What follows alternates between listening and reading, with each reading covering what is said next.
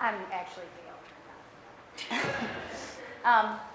I want you to think back to the first talk that you ever had with an adult in your life. You know the talk I'm talking about. It's the sex, drugs, peer pressure, make smart life decisions kind of talk, right? That was meant to impart great amounts of wisdom into your life. Well, if you're anything like me, those talks were some of the most uncomfortable moments of my young adult, I guess I should say, life, right? And they were highly ineffective, okay? What do you know? You're an adult, right? Okay? So it wasn't that I didn't need to hear this information. It was more that I didn't need to hear it from them. So adults got smart, right? And they decided, oh, you know what we should do? We should have young people give other young people the information we think is important, and then we're sold, right? So they started peer-to-peer theater. Now, this was obviously not peer-written theater, but peer-performed theater. Now, I remember seeing this in the audience in middle school and thinking, I'm not buying this crap. They weren't speaking my words. They didn't sound like me. That's where CloseUp Theatre Troupe here at EMU comes into the picture. CloseUp creates theatrical skits, original, that are based on health and social issues present on the college campus. The theater troupe itself is made up of a diverse group of college students, as you can see. They come from different backgrounds, socioeconomic status, educational experiences, perspectives, and personalities. Now, this is important because they serve as a reflection of the community that they perform for, that they educate. When audiences are out there, they see themselves on stage. Now, most of these folks are not theater majors. In fact, many of them audition for CloseUp having never performed before. When we look at what is it that we want to say, what is it that we want to talk about, the troupe has conversations, right? They figure out what issues are really important to them right now. So whoever makes up the troupe makes up a significant portion of what it is that we say, right? If we're not being honest, if we're not addressing the issues that are relevant in that moment to the young people that we're working with, they're not going to buy it, right? So we're always honest. We speak from a place of authenticity. The stories that we tell are personal stories. And that's essential in making a connection between the audience who wants to see themselves on stage and the performers they see. If I, as an adult, come to the troupe and I say, I have this great idea. I think we should totally, explore this topic. And the troupe looks at me like I'm speaking French. I know that that's just not going to happen, right? They're not feeling it. It's not real to them. It won't be their voice. And so we don't address it. It's really important for us as performers to be honest. Now, to get to that place, to get to the place of showing what's going on, we have to have what I call some collaborative conversations. That's real talk, okay? Now this process can be intense, it can be difficult. Sometimes it's full of really heated conversations and disagreements. They're very, very common. In fact, we expect them. But it's important to have those conversations, to have that real talk, because we are expecting our audience to have that real talk when they walk away from our show. And if we can't do it ourselves, how could we ever expect them to do it on their own, right? So, where is my role? What do? I facilitate and I foster an environment of safety. When folks come into the CloseUp family, the first thing they learn is that rehearsals is the space for true honesty. Sometimes difficult honesty, sometimes unpopular honesty, but honesty nonetheless. We have to go deep. We have to explore those tough issues, and we have to do it more and more and more to get to the heart of what is really going on. Because it's only then that what we're showing is then on. So, these real conversations, they're difficult, they are hard, but we try to soothe hurt feelings, right? We try. Sometimes I'd like to believe that I'm 100% all the time on making sure everyone feels like they are safe and awesome and wonderful, and even if they disagree, it's okay, but we're humans, right? And these young people, they feel strongly about what they believe. So we process those hurt feelings as a group just like we process the feelings of joy and connection and success. It's a group experience. So now that we've done these hours of dialogue, and I'm not joking when I say hours, sometimes we will sit through an entire rehearsal, 2 hours, just talking, and then we can't believe that it's over and we have to leave, and the dialogue spills out into the hallway, into the streets, on Facebook, into phone calls. It happens, it continues. So after all of these hours of dialogue, right, how do we figure out what is it that we actually want to say? Like really say. What do we want to explore? Narrow it down. What we come up with are lists and topics that most people don't talk about. Most people don't speak about in public. Things like how bullying leads to suicide. Topics like using the N-word in public, or depression, or anxiety, eating disorders, even masturbation. Those topics that are too taboo for us to really have conversations about, well, that's what we're here for, to start those conversations. Now, we also talk about some of the fun stuff too, right? The perils of being on Facebook and Twitter. What could happen when you post the wrong thing? Procrastination, some of us know it very well.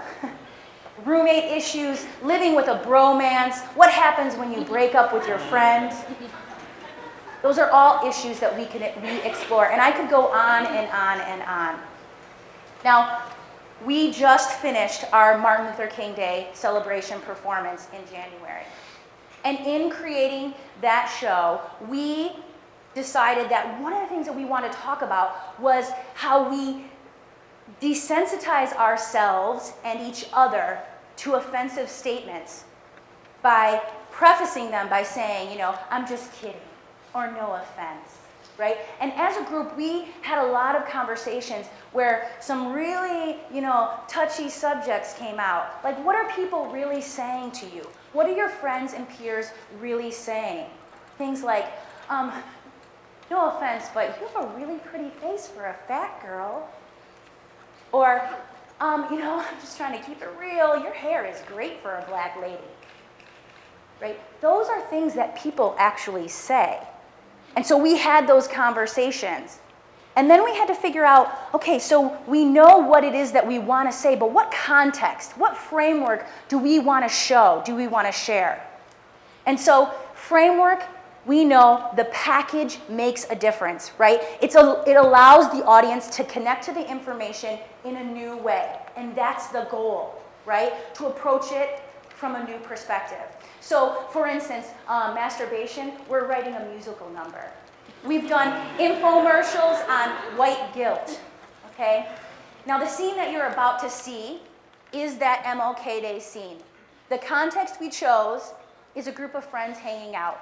And of course, the topic is the overuse of the phrase, no offense. I'm ready for this party. You guys all right? Oh, Sam, that's actually a really bad idea, seeing you're a woman and you're Asian, and you probably won't get there. I mean, no offense. Okay, James. Here about you drive. You're a white male. We're probably not going to get pulled over if you drive, so here you go. Okay, I guess I'll just sit back here and be crushed by Joel's gigantic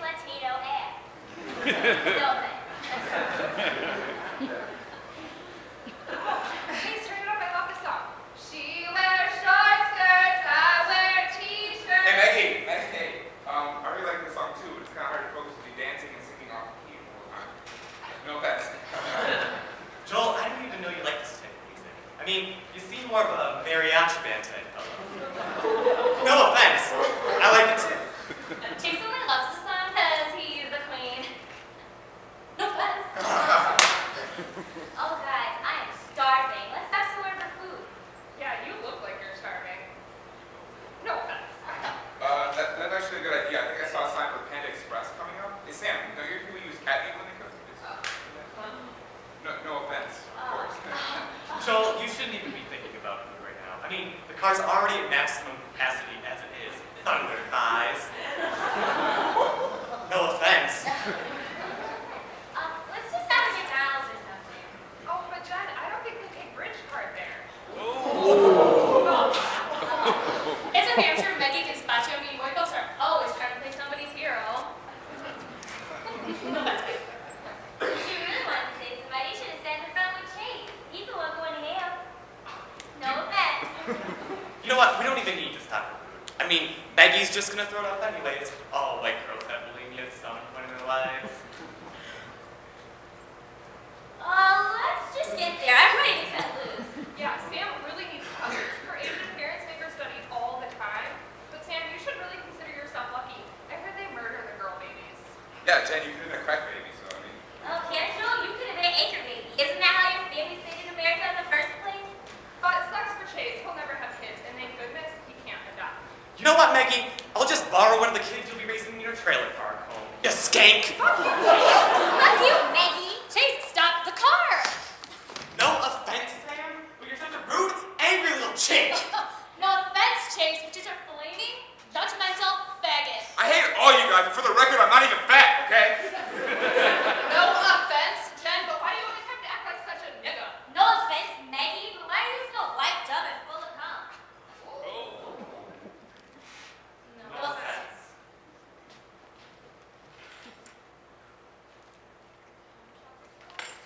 Take like 10 more minutes. All right.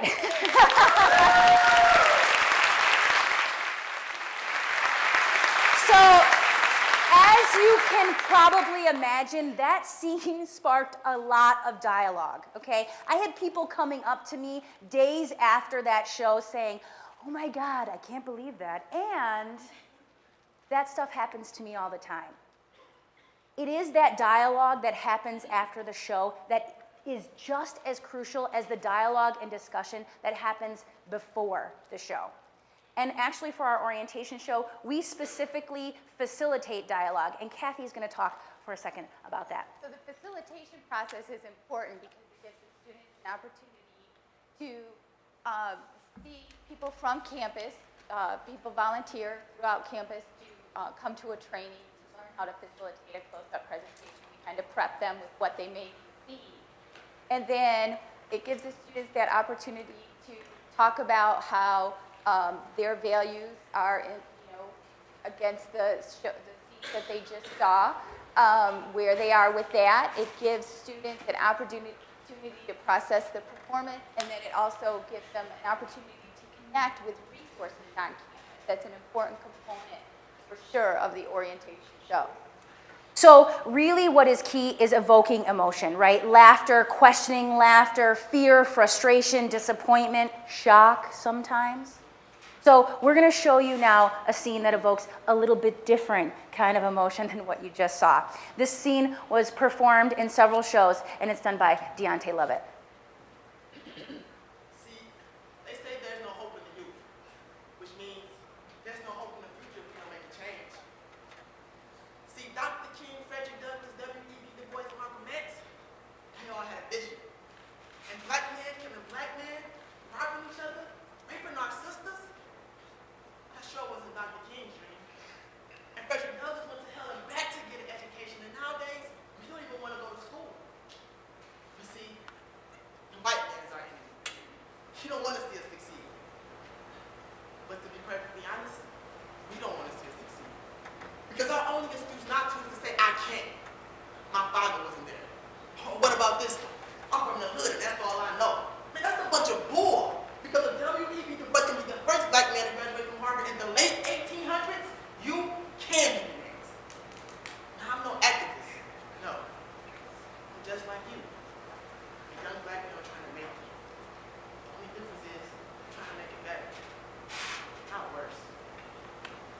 All right.